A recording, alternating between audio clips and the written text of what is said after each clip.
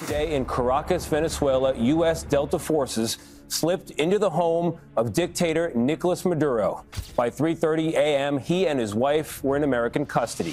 At 2 a.m. on January 3rd, 2026, the lights went dark over Caracas. Then the sky erupted.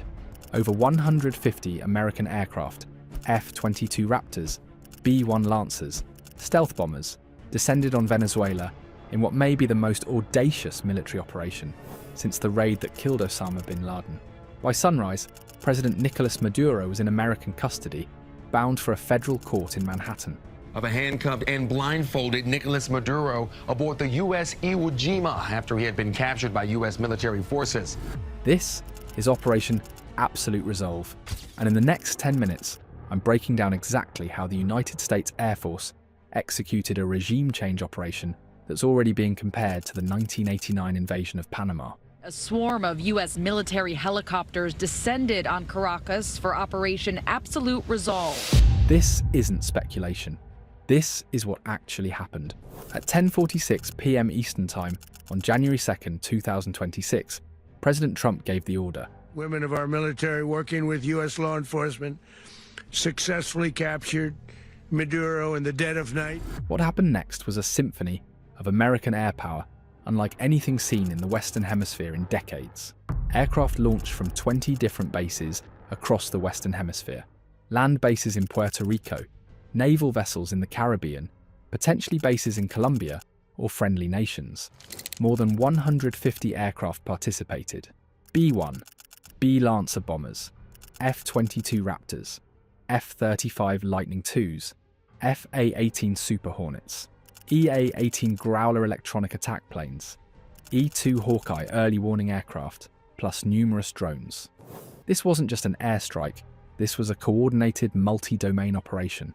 On arrival into the target area, the helicopters came under fire, and they replied with that fire with overwhelming force in self-defense.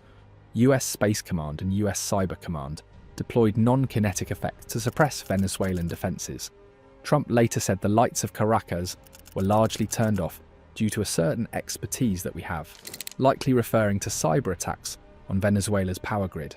This wasn't just an airstrike, this was a coordinated, multi-domain operation.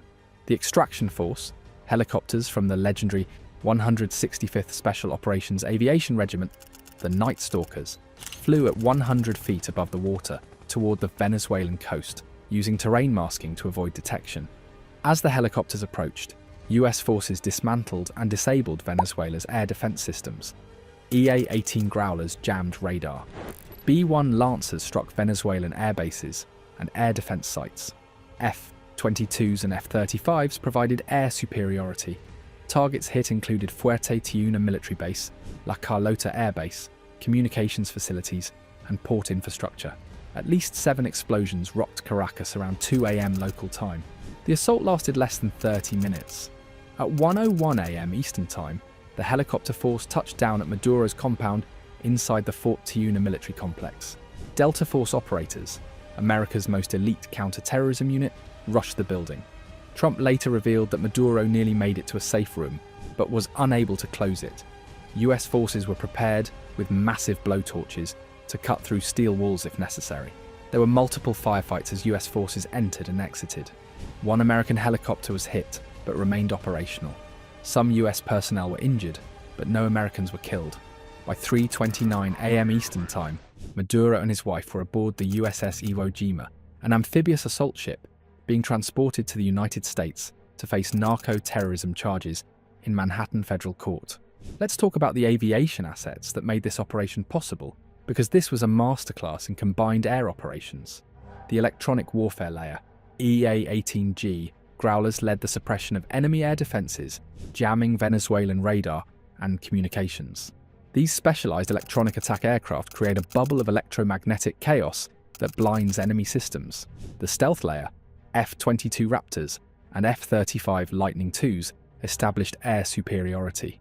Venezuelan Su-30 fighters never got airborne. They likely never even knew what hit them. The F-22's ability to penetrate hostile airspace undetected while coordinating other assets made it the quarterback of this operation. The strike layer, B-1B Lancer strategic bombers, carried the heavy payload hitting hardened targets like air bases and bunkers. The B-1 can carry 75,000 pounds of munitions, a flying arsenal. There's speculation that B-2 Spirit stealth bombers were also involved, though this hasn't been confirmed. If they were, they would have struck the most critical air defense sites before other aircraft entered Venezuelan airspace. The extraction layer, the 160 SAW, operated MH-47 Chinook and likely MH-60 Black Hawk helicopters to insert Delta Force and extract Maduro. These are the same pilots who inserted SEAL Team 6 into Osama bin Laden's compound, the absolute best in the business. The intelligence layer, E-2 Hawkeye early warning aircraft, plus numerous ISR drones, potentially including MQ-9 Reapers, and possibly even classified stealth drones like the RQ-170 or RQ-180, provided real-time intelligence and battle management. This wasn't just overwhelming force, this was precision orchestration. Every aircraft had a role. Every role was executed flawlessly. At least 80 Venezuelan civilians and security personnel were killed in the strikes, though exact casualty figures remain unclear. Civilian homes were damaged in Katia La Mar, and parts of Caracas remained without power. Trump announced the US would run Venezuela temporarily until a transition of power could occur. Secretary of State Marco Rubio and Defense Secretary Pete Hegseth are reportedly coordinating with a team to manage Venezuelan governance. The international response was swift and divided. Russia called it an unacceptable assault on Venezuelan sovereignty. China condemned the move as a violation of international law. Brazil's President Lula said the strikes crossed an unacceptable line. But some Trump allies in Latin America backed the operation, viewing Maduro's removal as liberation from an authoritarian regime. The UN Security Council is set to meet Monday at Colombia's request, with backing from Russia and China.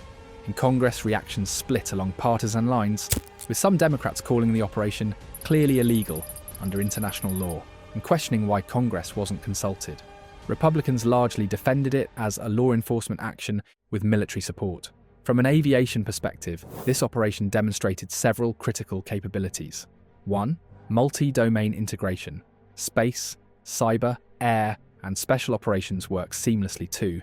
Long-range power projection, coordinating 150-plus aircraft from 20 bases across thousands of miles. 3. Suppression of integrated air defenses, neutralizing a modern air defense network in minutes. 4. Precision targeting in urban environments, striking military targets while attempting to minimize civilian casualties.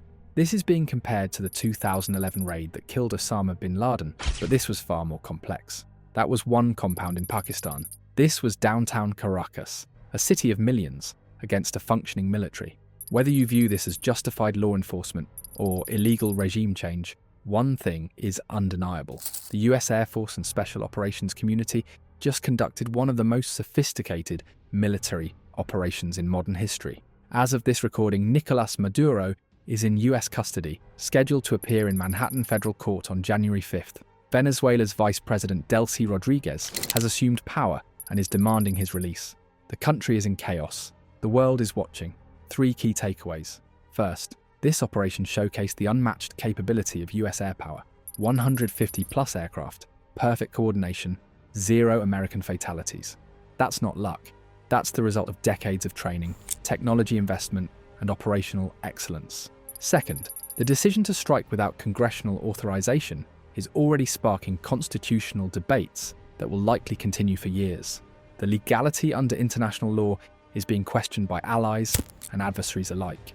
Third, the strategic implications extend far beyond Venezuela.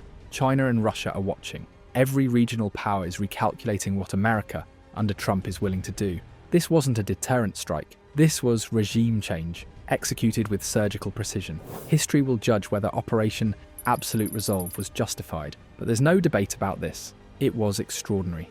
This story is still developing by the hour. Drop a comment below. Do you think this operation was justified? What do you think happens next in Venezuela? And for the military aviation experts in the audience, what aircraft or tactics did we miss? If you want more in-depth military analysis like this, hit that subscribe button and turn on notifications.